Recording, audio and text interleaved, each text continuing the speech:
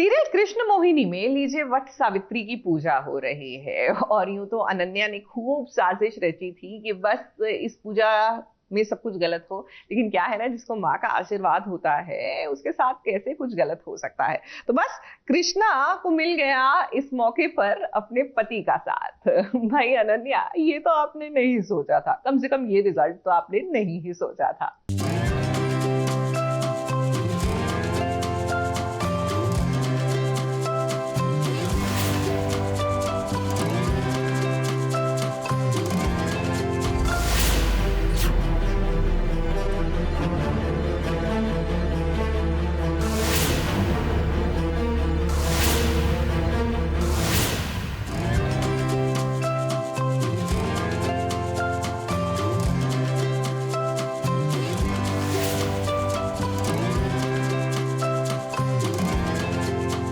जो रिश्ता भगवान ने जोड़ दिया है, उस रिश्ते की हिफाजत करना भी भगवान की जिम्मेदारी है। फिर चाहे भगवान इसकी जिम्मेदारी किसी को भी क्यों न सौंपे। अब देखिए कि कृष्णा और आर्यमन की शादी एक समझौता थी, लेकिन शादी तो हुई है, दोनों का रिश्ता भी जुड़ा है। तो उस हिसाब से इस सुहागनों का त्योहार वट सावित्री का व्रत भी रखा है कृष्णा ने।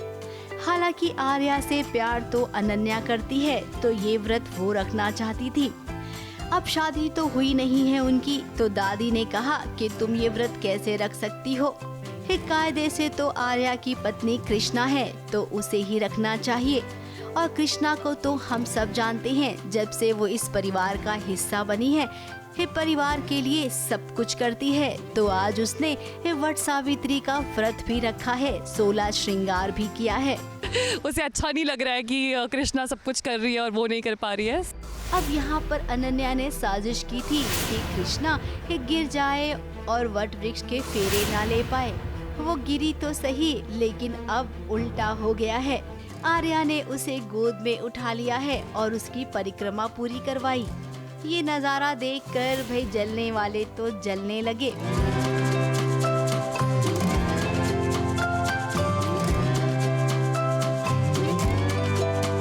वट सावित्री की पूजा कुछ इस कदर पूरी होगी और भगवान का आशीर्वाद भी मिल जाएगा इन दोनों को।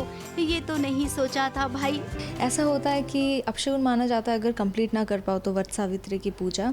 सो आर्यमन उससे पिक्स हर अप, गोदी में उठा के फिर वो घूमता है और ज़्यादा जल जाते। तो साजिश हो या जो भी हो, it was a blessing in disguise.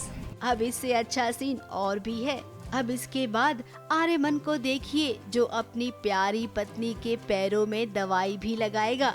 अब भाई पत्नी को चोट लगी थी, तो पति का फर्ज तो बनता है ना। अब आर्या की यही अच्छी आदत कृष्णा के दिल में घर कर जाएगी और जो रिश्ता अब टूटने वाला था वो कभी नहीं टूटेगा, ये बात तो पक्की है। मुंबई से सोनू शुक्ला के साथ एबीपी न्यूज रिपोर्ट।